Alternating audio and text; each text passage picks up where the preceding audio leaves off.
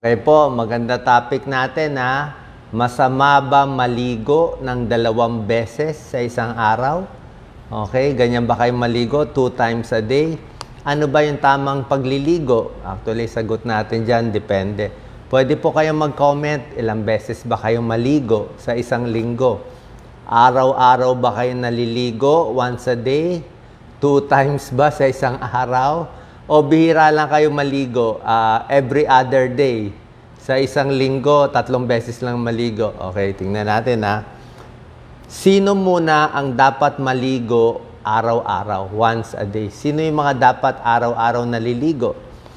Ang kailangan maligo araw-araw kung madumi ang lugar nyo. Parang dito sa Pilipinas, di ba? Laging mausok, maalikabok, lumalabas ka ng bahay, di ba? Very pollution. Sa atin, nagtatrabaho tayo sa labas, kailangan ligo araw-araw. Mas maganda nga sa gabi naliligo eh. Dahil nadumihan ka ng buong araw. Yung mga gardener na humahawak sa lupa, kailangan maligo din araw-araw. Construction worker, kailangan din araw-araw. Kasambahay, kung talagang marami kang ginagawa, pinapawisan ka, kakalinis, maganda rin maligo. Atleta ng gym, yung mga nag-exercise, pinapawisan, kailangan din araw-araw. Animal worker, meron nasa farm, pet lover, farming, mga teenagers na may pimples, kailangan hilamos naman yun eh. Hilamos twice a day. Pero yung ligo, pwede na rin. Sino naman ang pwede maligo ng every other day? Yung hindi araw-araw shampoo. Baka isang linggo, 3 beses lang. Sino? Kung malinis naman yung lugar nyo. Let's say, nasa ibang bansa kayo, malamig ang lugar, nasa bahay ka lang, hindi ka naman nadudumihan, pwede mas madalang ang pagligo.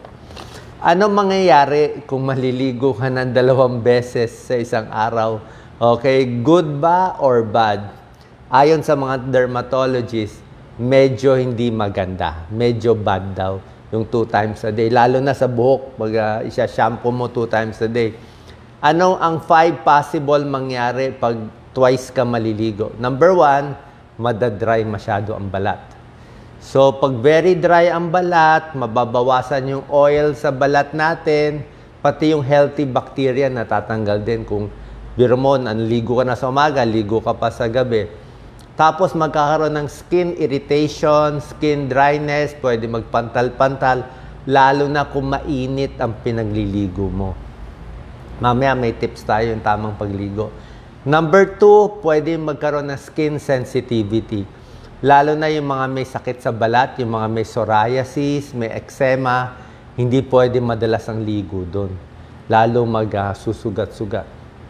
Number 3, kung nalalagas ang buhok mo, kung nag-hair fall ka, hindi rin maganda ligo ng ligo, lalo malalagas. Bakit? Kaka-shampoo mo kasi nababawasan yung mga oil sa scalp natin. Pag nawawala yung oil, magda-dry. Pag nag-dry ang buhok natin, lalong mag-hair fall. Mapipilitan siya mag-produce ng more oil. Number 4, pag ligo ka ng ligo 2 times a day, sinabi ko, di ba, magda-dry yung scalp natin, yung anit, dadami dandruff. So, pag dumami dandruff mo, masyadong dry, lalong malalagas yung buhok mo, mangangati ka. Number 5, yung ligo ng ligo, hugas ng hugas, lalo na sa mga babae, hugas ng hugas dun sa private part nila, sa puwerta, pwede magkaroon ng vaginal infection. Dapat ang hugas yung mild lang, sa labas lang, kasi pwede magkaroon ng bacterial imbalance pag hugas ng hugas. Ano naman po ang 10 tips sa tamang pagligo? Ito, tuturo natin, baka mali pagligo nyo Number 1, dapat, payo to ng dermatologist, maiksi lang yung panahon na nagbabasa kayo. Sabi nga ni Dr. Katigo, yung favorite nating derma, 8 minutes ang ideal. 8 minutes lang. Pwede ka magkuskus ng 10 minutes o ganyan. Pero yung na bumubuhos yung tubig na nagsashampoo ka, 8 minutes lang. 5 minutes to 10 minutes, keep it short. Huwag masyado matagal nakashower, masyado magdadry. Hindi maganda pati yung kamay mo, di ba? Kukulubot yan eh. So, hindi pwedeng sobra tagal. Number 2, wag sobrang init na tubig. Pinakamaganda, warm water. Maligamgam na tubig, di ba? Kasi pag sobrang init yung tubig, lalo ka lang magdadry. Magdadry yung skin. Kailangan natin ng kukulubot eh. Number 3, kuskus. Ano tamang pagkuskus? May ibang tao, sobra sa kuskus. Diba? Kakakuskus, nagkasugat-sugat na, nagka-dry-dry na lahat. Ang dapat pong kinukuskus, yung mga maaamoy na parte ng katawan. Alam nyo ba, ang sweat glands natin, may pawis tayo, diba? May sweat glands. Hindi pareho ang sweat glands natin, ha? Ang sweat glands mo dito sa paa, dito sa balat natin, sa kamay, iba yung sweat glands dito, walang amoy. Pero ang sweat glands natin sa kilikili, mabaho eh. Sa singit, may amoy din, may body odor. Sa kilikili, sa singit, sa paa, may amoy. Pati sa ulo, sa anit, may amoy din yan. So, pwede mo i-scrub yung mga maaamoy na parte. So, pag may tuwalya ka, may sabon ka sa kilikili, sa singit, sa paa, yan ang maaamoy na lugar na kailangan punas-punasan. Pero gentle lang. Yung ibang parte ng katawan, hindi mo naman kailangan kuskusin ng kuskusin. Ha? Baka masugat lang. Lalo na yung naghihilod pa. Minsan kasi hindi maganda naghihilod eh. Lalo mo hinihilod yung siko mo, lalo siya mangingitim. O yung konting tuwalya lang, pwede na yon. Konting bimpo or tuwalya. Number 4, pwede kayo gumamit ng moisturizing soap, lalo na kung nagda-dry kayo. Nagda-dry yung skin, alam niyo yung nagda-dry. Ano ang moisturizing soap? Wala tayo na-endorse, ang alam ko lang yung Dove. Yung Dove is, minsan ginagamit ko, na pag feeling ko nagda-dry. Ewan ko pa kung may ibang mga moisturizing soap. Pwede kayo pumili ng gusto nyo. Number 5, pagkaligo nyo, pagkatapos maligo, yun ang pinakamaganda maglagay ng moisturizer. Okay? Sa mukha, sa katawan, open pa yung pores. Kailangan kahit yung mga simple lang, kahit anong lotion meron kayo, kahit lotion lang, hindi na kailangan mamahalin doon pagkaligo. Number 6, kailangan malinis ang tuwalya. Yung tuwalya ng pagpunas nyo, kailangan malinis. Kasi pag luma, basa, mabaho, magbabody odor ka. Tsaka yung towel na luma, mabilis puntahan ng bakterya. Okay? So, bakit nangangamoy? Baka yung towel mabaho. Kailangan mahanginan at matuyo. Number 7, ito napakahalaga. Kung dinadry mo ang buhok mo, ayan, di ba? Yung iba, pag nag-dry, ganyan, di ba? Basa, malalagas buhok nyo. Oo, siguro pag 20 years old ka, pwede kang magganyan-ganyan. Pero pag tayo, nalalagas na ang buhok, ganito lang ang mag-dry. Kunin mo yung tuwalya mo, dampi-dampi lang. Huwag mong gaganyanin kasi pag basa ang buhok, pag matanda na tayo, mabilis na yan. Marupok na eh. Mahuhulog yan. Makita nyo yung drain. Diba? Nagsasabi ba ako ng totoo? Hindi. Tingnan mo yung drain. Ang daming buhok. Kasi lalo na pag kinukuskus mo, dahan-dahan lang ang kuskus. Lalo lang malalagas lalo. Kasi pag matanda, humihina na yung buhok, nagiging marupok, at pagbasa ang buhok, mas mahina siya. Minsan napansin ko, pag yung shower masyadong malakas, hindi rin maganda, lagas din buhok ko eh. Pag malakas yung shower, yung masakit, malalagas din, kaya dahan-dahan lang. Huwag din masyadong lalakasan yung shower. I-adjust nyo na lang. So, dampi-dampi lang. Bukod sa buhok, dinadampi-dampi, pati kung meron kayong mga sugat-sugat, may eczema, may psoriasis, dampi-dampi lang. Huwag ganun-ganunin, lalo ka masusugat, ha? Number 8, ito very important. Pagkaligo, i-dry mo maigi itong mga maamoy na parts. Anong ibig ko sabihin? Tuyuin maigi ang kilikili, kundi mangangamoy. Kailangan dry na dry, hanginan mo pa. Sa singit, kailangan dry na dry na dry. Kasi pag nagsuot kayo ng underwear, tapos basa pa yan, kita mo mamaya, maamoy na agad. Diba? Kasi maamoy na yung parts eh. Tapos iniwan mo pa basa, madilim. Baka tubuan pa ng fungal infection. Kailangan dry na dry. Huwag din masyadong masikip ang underwear. Yan ang payo ng ating dermatologist, si Dr. Catigo. Sabi niya, para hindi mag-vaginal infection, hindi mag-UTI, ang size daw ng underwear ng babae kailangan 1 size bigger. Sabi niya, medyo mukhang losyang pero okay lang. Pag medium ka, kunin mo large. Pag large ka, kunin mo extra large. Mas maluwag, mas presko para hindi magkaroon ng infection. So, kailangan dry ang mga maamoy na lugar. Okay? Pati paa. Lalo na yung daliri ng paa, yung pagitan ng paa natin. Kasi pwede kayo mag-alipunga. Okay? Alam nyo, alipunga, mabaho. Kailangan may antifungal tayo dyan. Any antifungal cream, pinapahid 2 weeks up to 1 month, pinapahid, tapos papahanginan yung paa. Ida-dry mo lagi. Number 9, ito mahalagang tip habang naliligo. Para sa mga senior o may edad, kailangan yung banyo nyo may good ventilation, may hangin.